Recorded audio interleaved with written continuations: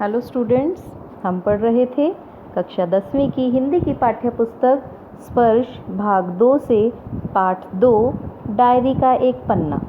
यह पाठ सीताराम सेकसरिया द्वारा लिखित है। सीताराम सेकसरिया दिन प्रतिदिन जो भी देखते, सुनते, जो भी महसूस करते थे उसे अपनी निजी डायरी में दर्ज कर लेते थे और उसी डायरी से लिया गया यह हिस्सा आपके सिलेबस में, कक्षा 10वीं के सिलेबस में आपके पाठ के रूप में दिया गया है।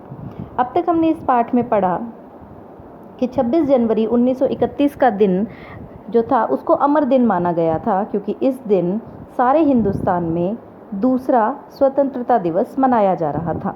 यानी सन 1930 में भी एक स्वतंत्रता दिवस मनाया गया था और अब सन 1931 में दूसरा स्वतंत्रता दिवस मनाया जा रहा था। हर जगह जोश दिखाई दे रहा था, लोग बहुत खुश थे। पूरे शहर में, कलकत्ता शहर के अंदर खूब चहलकदमी थी। लोग पूरी तैयारियों में लगे थे, घर सजाए गए थे। हर घर पर, लगभग बड़े बाज़ार के हर घर में राष्ट्रीय झंडा फहरा रहा था और कई घर तो ऐसे सजाए गए थे मानो लगता था कि जैसे स्वतंत्रता मिल ही गई हो। लेकिन अंग्रेज़ी जो सरकार थी, अंग्रेज़ी जो पुलिस थी, ब्रिटिश जो पुलिस थी, उनके द्वारा खूब सख्ती बरती जा रही थी। भारतीय लोगों द्वारा, कलकत्ता वासियों द्वारा यह घोषणा कर दी गई थी कि शाम 4 बजे मॉन्यूमेंट के नीचे सभा होगी, भारी भीड़ वहाँ पर इकट्ठी होगी, प्रतिज्ञा पढ़ी जाएगी, राष्ट्रीय झंडा फहराया जाएगा।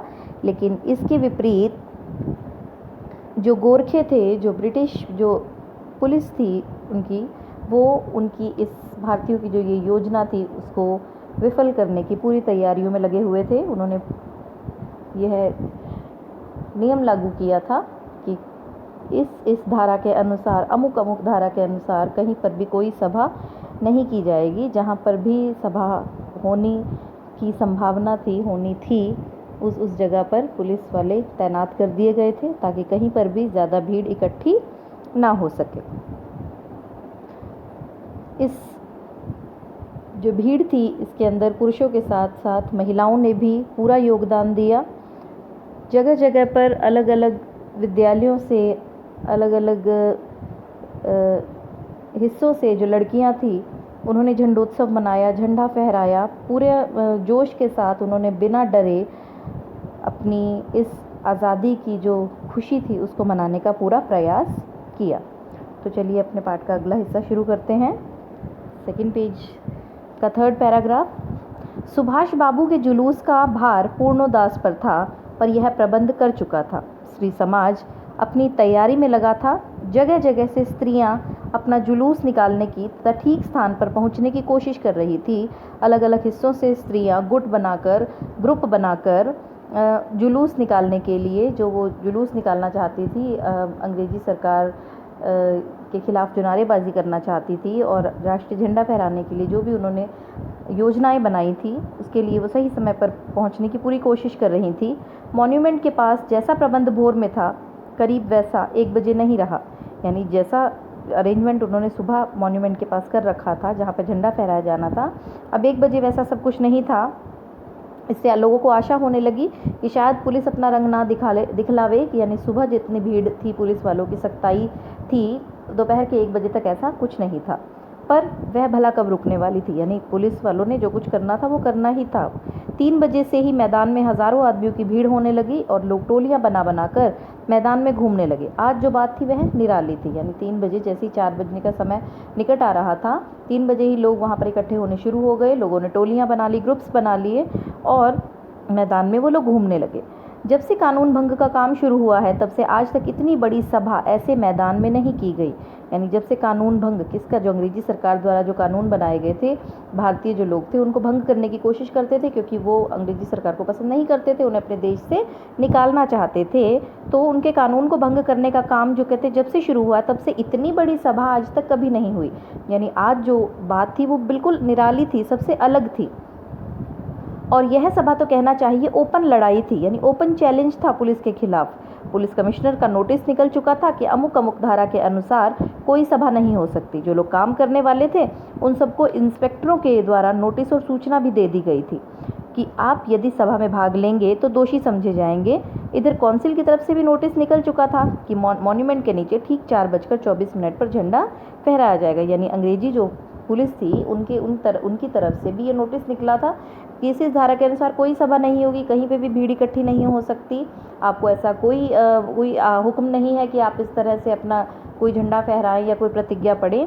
तो उन्होंने अपना फरमान जारी कर दिया था अंग्रेजी पुलिस ने, अंग्रेजी सरकार ने। लेकिन दूसरी तरफ जो हमारे भारतीय लोग थे उन्होंने भी अपनी तरफ से नोटिस निकाल दिया था कि मॉन्यूमेंट के नीचे 4:24 पर झंडा फहराया जाएगा और स्वतंत्रता की प्रतिज्ञा पढ़ी जाएगी, तो आप सब लोगों ने इकट्ठे होना है इस जगह पे।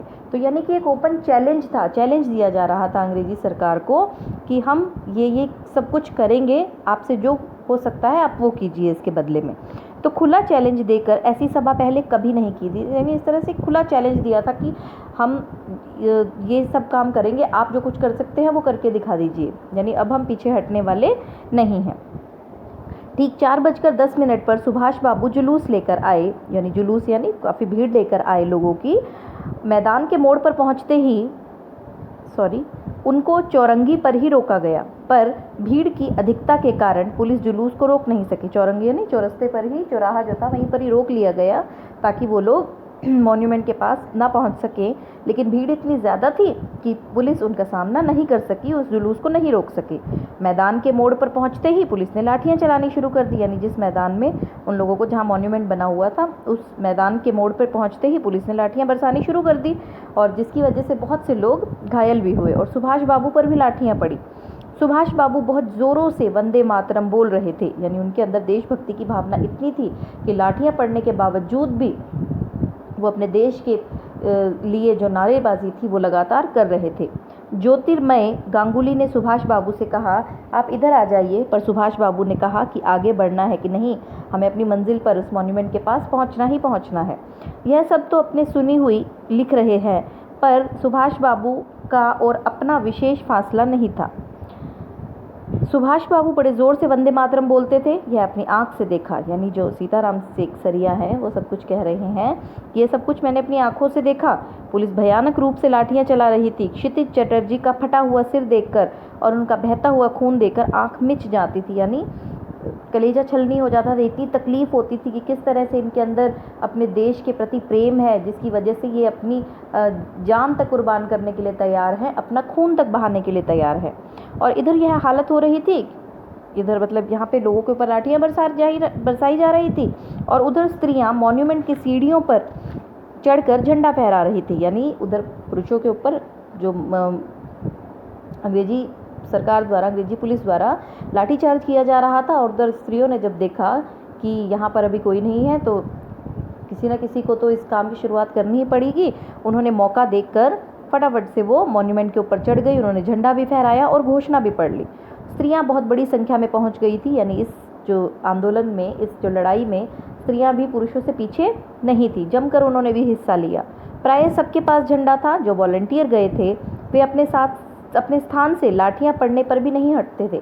वॉलंटियर यानी अपनी मर्जी से जो गए थे, अपनी खुशी से इस लड़ाई में शामिल हुए थे, उनके ऊपर अगर जब लाठियां भी बरसाई जा रही थी तो भी वो पीछे नहीं हट रहे थे। सुभाष बाबू को पकड़ लिया गया और गाड़ी में बैठाकर लाल बाजार लॉकअप में भेज दिया गया। कि सुभाष बाबू को पकड़ा और लाल बाजार के लॉकअप में, जेल में बंद कर दिया। कुछ देर बाद ही स्त्रियां जुलूस बनाकर वहां से चली, और कुछ देर बाद जो औरतें थी वो भी भीड़ बनाकर वहां से चली, क्योंकि सुभाष बाबू को गिरफ्तार कर लिया गया था। साथ में बहुत बड़ी भीड़ भी इकट्ठी हो गई, सब लोग इसका विरोध करने के लिए लोगों ने भीड़ इकट्ठी की। बीच में पुलिस कुछ ठंडी पड़ी थी, और लेकिन उन्होंने फिर से, जब उन्होंने पुलिस वालों ने देखा कि ये लोग पीछे नहीं हट रहे हैं, ये तो फिर से जुलूस निकाल रहे हैं, भीड़ इकट्ठी करके आंदोलन कर रहे हैं, नारेबाजी कर रहे हैं, तो उन्होंने फिर से लाठियां बरसानी शुरू कर दी। अब की बार भीड़ ज़्यादा होने के कारण बहुत आदमी घायल हुए। धर्मतल्ले के मोड़ पर आकर जुलूस टूट गया और करीब 50 से 60 स्त्रियां वहीं मोड़ पर बैठ गईं, यानी वो जो जुलूस था वो वहीं पे टूट गया, यानी कुछ लोग इधर अलग अलग जगहों पर जाने लगे, और 50 से 60 जो स्त्रियां थी वहीं पे मोड़ पर ही जो उन्होंने धरना देकर बैठ गई। और पुलिस ने उन स्त्रियों को पकड़कर, उन्होंने वहाँ नारेबाजी की, खूब हल्ला किया, शोर मचाया, तो जिसकी वजह से पुलिस ने उनको भी पकड़ा, स्त्रियों को, और लाल बाजार लॉकअप में भेज दिया।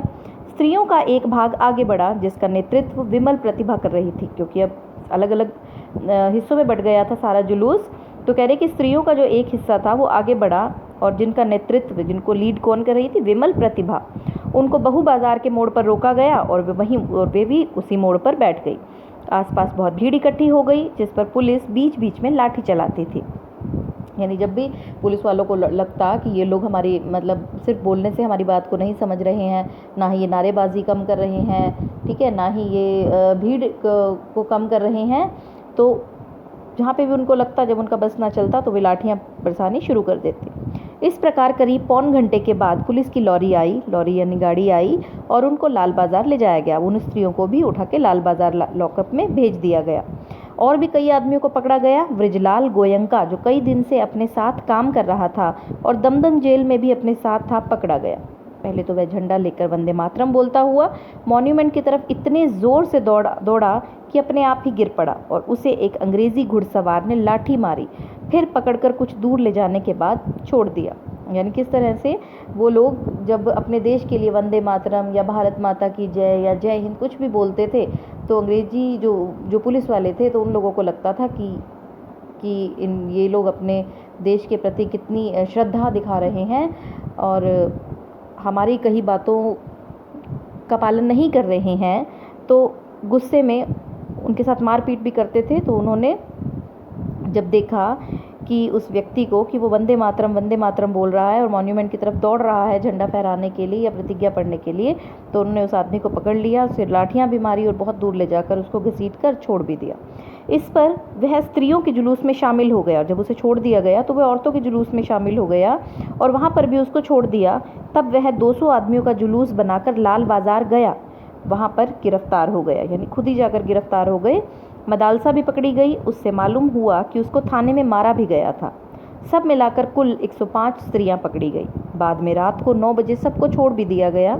कलकत्ता में आज तक इतनी स्त्रियां एक साथ गिरफ्तार नहीं की गई थी, यानी आज तक कभी भी स्त्रियों ने ऐसा कदम नहीं उठाया था अपने देश के प्रति। जो उनकी देशभक्ति थी उसको दिखाने के लिए आज पहली बार उन्होंने अपने घरों से बाहर कदम रखा, इस तरह से आंदोलनों में शामिल हुई। तो आज से पहले इतनी औरतें कभी भी गिरफ्तार नहीं की गई थी। करीब 8 बजे खादी भंडार आए तो कांग्रेस ऑफिस से फ़ोन आया कि यहाँ बहुत आदमी चोट खाकर आए हैं और कई की हालत संगीन है, क्योंकि पुलिस वालों ने लाठियाँ मारी। जब वो भाग रहे थे, कुछ गिर जाते थे, कुछ को घसीट कर वो ले जाते थे, तो उनकी हालत बहुत ख़राब थी। उनके लिए गाड़ी चाहिए।